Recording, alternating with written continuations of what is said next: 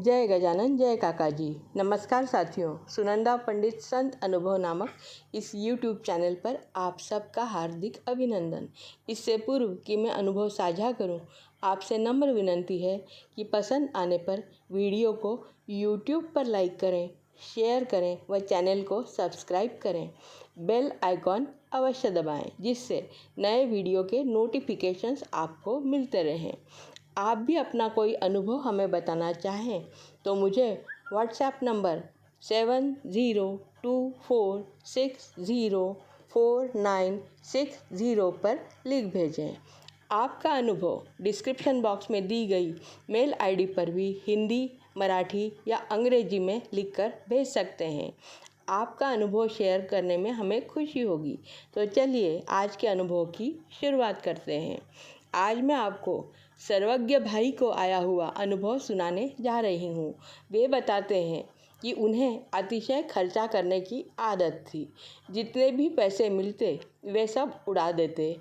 चूँकि वे माता पिता के साथ रहते थे तो उन्हें कोई फ़र्क नहीं पड़ता था, पर जब वे माता पिता से दूर रहने चले गए तब भी उन्होंने अपनी आदत नहीं सुधारी। वे तब भी पैसे उड़ाते रहे। वे कहते हैं कि जब पैसे ख़त्म होते तो मैं दोस्तों से उधार ले लेकर उड़ा देता। धीरे धीरे कर्जे में ऐसे डूबे कि अब दोस्त भी उन्हें पैसे नहीं देते थे। वे कहते हैं कि पिछले पैसे दिए हुए जो पैसे थे वो मांगने दोस्त आ जाया करते थे। मैं जो भी कमाता सारी उधारी चुकाने में निकल जाते और मैं खाली हाथ ही रह जाता।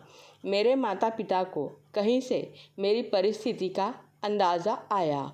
उन्हें मेरी आदत पता थी तो उन्होंने मुझे सीधे हाथ में पैसे न देते हुए अपने कुछ काम बताए। पिताजी ने बोला कि मेरा कुछ काम तू कर दिया कर, जो मुझसे नहीं होता तो मैं तुझे पैसे दूंगा।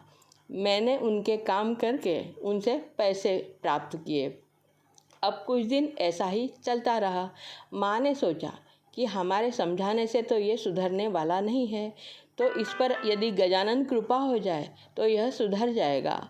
इसलिए एक दिन माँ ने मुझसे कहा कि तुम हमारे साथ शेगांव चलो, वहाँ चलकर गजानन विजय ग्रंथ का पारायण करो।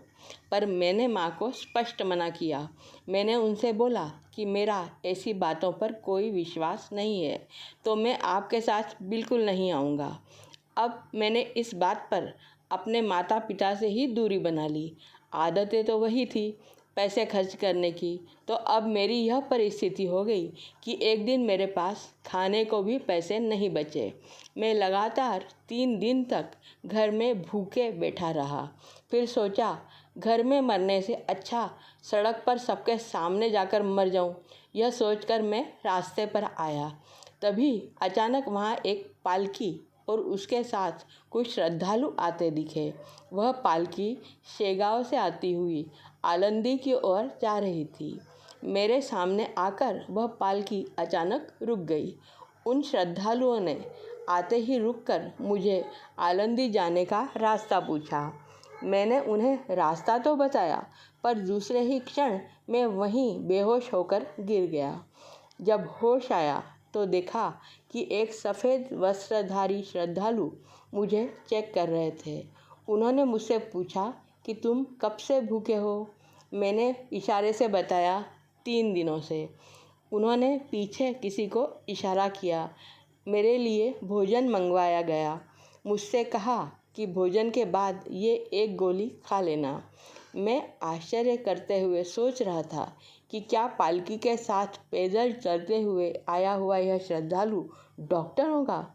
उन्होंने मेरे चेहरे के भाव पहचाने और खुद ही उत्तर दिया, हाँ मैं डॉक्टर हूँ। तुम सोच रहे होगे कि फिर इस पालकी के साथ पैदल पैदल क्यों हूँ? तो सुनो, मेरा क्लिनिक था।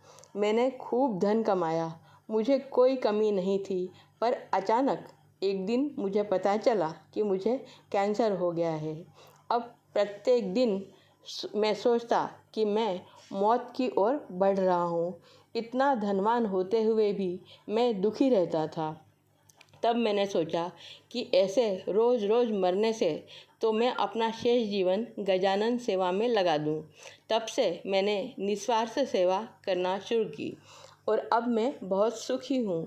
उनकी बातें सुनकर मेरे विचार परिवर्तित हुए। उनकी बात सुनकर मुझे समझ में आया कि केवल पैसा सुख नहीं दे सकता। ढेर सारा धन कमाकर भी यह डॉक्टर साहब बीमारी से परेशान थे। मैंने सोचा मैं भी गजानन सेवक बनकर लोगों का कल्याण करूं। अब मैं भी गजानन सेवक बन गया हूं। मेरा उद्देश्य अब केवल धन कमाकर उड़ा देना नहीं रहा। अब मैं जितना भी कमाता हूँ उस धन का अपव्यय कर उसे उड़ाता नहीं हूँ। केवल अपनी आवश्यकता पूर्ति करके बाकी धन से लोक सेवा करता हूँ। गजानन कृपा से अब कभी भी मैं विकट स्थिति में भूखे रहने जैसी स्थिति में नहीं आता, बल्कि अब लोगों की सेवा करके मैं बहुत सुख और सुकून से रहता हूँ। मेरे माता पिता भी मुझसे खुश हैं। जब सर्वज्ञ भाई को इनकी माताजी ने शेगांव चलकर गजानन विजय ग्रंथ का पठन करने को बोला तो इन्हें माँ की बात समझ नहीं आई थी, पर गजानन महाराज ने इन्हें 3 दिन भूखा रखा और बराबर शेगांव से आती हुई पालकी इनके घर के पास तभी आई जब इन्हें घर से बाहर निकलने की बुद्धि हुई। उस विकट परिस्थिति में इन्हें वो सब समझ आ गया जो इन्हें माता पिता के कहने से नहीं समझता। आज सर्वज्ञ भाई एक सुखी व्यक्ति हैं। आपको आज का अनुभव कैसा लगा कमेंट में अवश्य बताएं। अगले वीडियो में पुनः मिलेंगे, तब तक के लिए नमस्कार।